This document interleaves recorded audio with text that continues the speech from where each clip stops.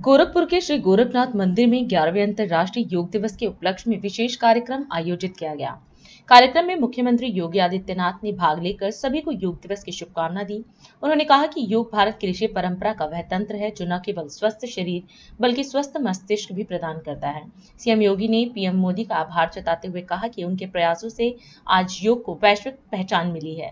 और 11वें अंतर्राष्ट्रीय योग दिवस का साक्षी बन रहे सभी उपस्थित बहन और भाइयों, प्रदेश के अलग अलग स्थानों पर आयोजित हो रहे इस कार्यक्रम में,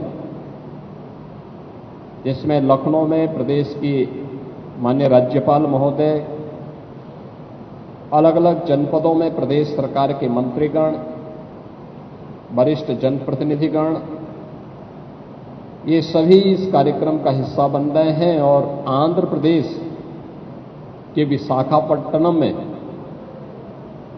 आदरणीय प्रधानमंत्री जी स्वयं इस कार्यक्रम के माध्यम से पूरी दुनिया को भारत के योग के महत्व के बारे में अवगत करा रहे हैं।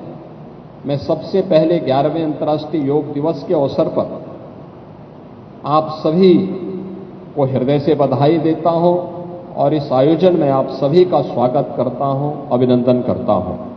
योग भारत की ऋषि परंपरा का एक ऐसा हम सब के लिए मंत्र है जो स्वस्थ काया के साथ साथ हमको एक स्वस्थ मस्तिष्क भी उपलब्ध करवाता है। भारतीय मनीषा ने योग के बारे में प्राचीन काल से ही इसके महत्व के बारे में हम सभी को बहुत विस्तृत रूप से अवगत कराया था। और वैसे भी भारतीय मनीषा का यह मानना रहा है कि शरीर माध्यम खलु धर्म साधनम, यानी जितने भी धर्म के साधन हैं, धर्म, अर्थ, काम और मोक्ष, इन सब की प्राप्ति एक स्वस्थ शरीर से ही की जा सकती है।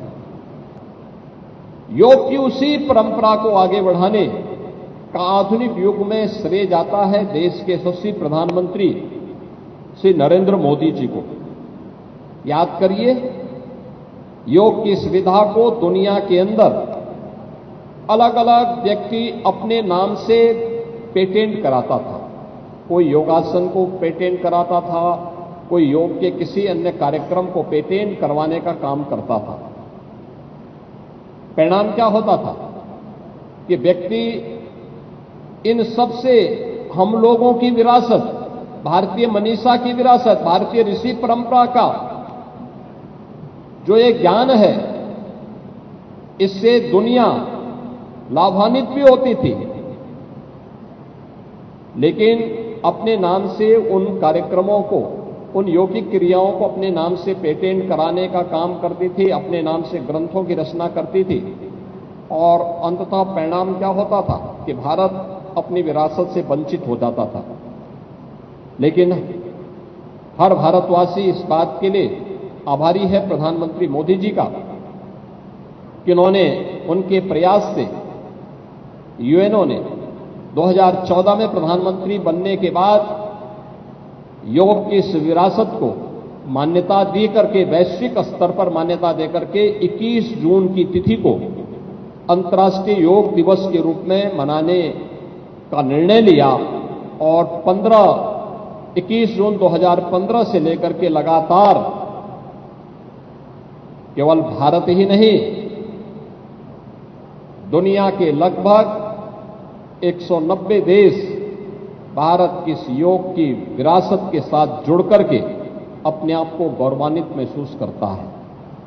भारत की इस योग की विरासत के साथ भारत की ऋषि परंपरा के प्रति हम सबका एक कृतज्ञता भी है।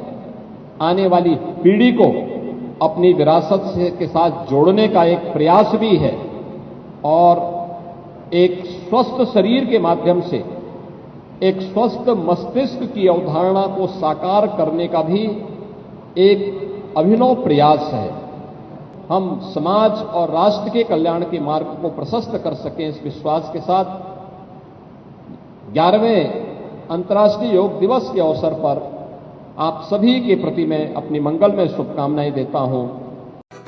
राष्ट्र